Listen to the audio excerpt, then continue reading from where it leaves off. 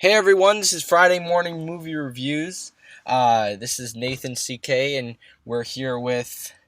With Louis Angel and another movie you didn't see, and I don't blame you. And It's Miss Peregrine's Home for Peculiar Children. Peculiar Children. And this is a Tim Burton movie. How do you feel about Tim Um, Burton? well, he definitely has a really unique style, doesn't he?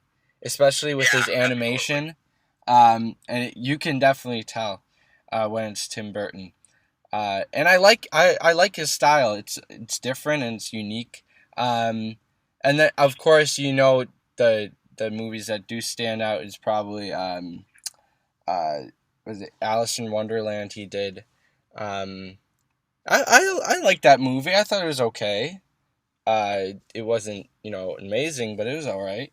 And then he just did Alice Through the Looking Glass, I think it's called. No, that wasn't him. That wasn't him? Oh, okay. So someone else picked up the series then. Yeah, someone But else. I did see this trailer. I thought it was interesting, but it kind of feels like that has already been done before. Almost like what was that movie with was it with Johnny Depp? And it was and it was almost like this. Remember? What movie? There's those kids, and they're in that. Oh, damn it! Wow, this just came to me right now, and I feel so stupid. I don't remember. It's tricky because I didn't watch the trailer for it. But dude, this movie, so many commercials on TV, you can't get away from it. Yeah, that's how I felt too. But it's all over the place. So many. So it's like I knew what to expect watching this movie. Okay. I went in, and I'm sitting there, and I went there because I'm a Cinemark member, and I get a free popcorn on a certain day. So I went to the movies to get my free popcorn. I'm eating that. I'm sitting in the theater. The movie starts, and I'm like, do I want to be here? And my immediate fear is that it's going to be like the Tim Burton style over substance thing, where it's going to look cool, but it's not going to be that meaningful. And I try to push that thought out of my head because I don't want to have any preconceived notions about the movie. And like what it is, if I'm pitching the movie, I'm pitching it as Harry Potter meets X-Men with time travel. And like if I told you like, oh, what do you think of that? Like, you would think it's awesome, right? Yeah. It's not awesome. It is. It's such a mess. It's unbelievable. There is good in the movie. Well, the first story is this kid who was played by Asa Butterfield. His grandfather dies mysteriously, and his grandfather used to tell him stories about this island with this place with his home with these peculiar children. So Asa Butterfield is like, well, I should go find that place, right? Okay. And he goes, and his dad is played by Chris O'Dowd. Do you know who that is? No. I might. He was Jane's date at the beginning of Thor 2. He's in Bridesmaids. Yeah. Okay. No, I see the face. I have never seen an actor more bored to be in a movie.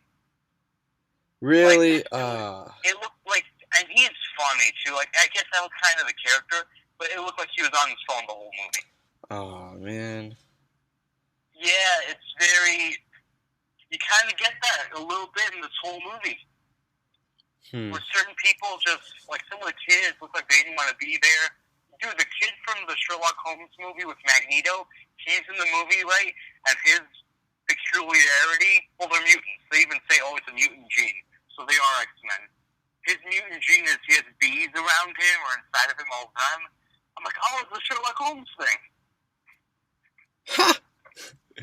And, well, the best part about the movie is Asa Butterfield kind of sees the squirrel, and his grandfather went to the same home. And I don't want to spoil it, but I don't care that much. So what Eva Green does is that home is bombed one night, right, in the 1940s. She can do a thing where she can reset the day every single time and just reset it before they're bombed. So it's like they're never killed like that, you know? Yeah. So that girl that Asa Butterfield has a thing with, she was in love with his grandfather. He left to go fight in World War II, never came back, right? So he goes there, and he kind of has a thing with her. So automatically it's Steve Carter, or Steve, Captain America and Peggy Carter kind of thing. Okay. And, I mean, that stuff works, but, I don't know, it's just, the beginning is, there's so much exposition. Like, Harry Potter had a lot of exposition, but it was done with a sense of magic, a sense of wonder. This doesn't really have that. And I like Burton, the visual thing in the movie, because it's time traveling, and you're going from a lot of different places. You go from 1943 to 2016, and 1943 to blah, blah, blah, blah, blah, blah. You go from Florida to Wales to London. It doesn't work. Sam Jackson is just, he just has like these Halloween teeth and these white contact lenses on, and that's all his character is.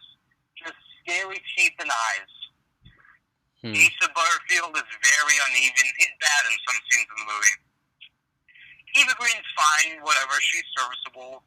The main girl's okay. Their relationship does work, but that's the only thing that works. Is a lot of the cast looks like they don't want to be there. The movie fails to capture any sustainable warmth, and it's disappointing because you get glimpses of that in the movie.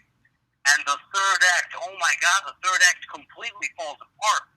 Like, I don't want to spoil it, but I'm going to.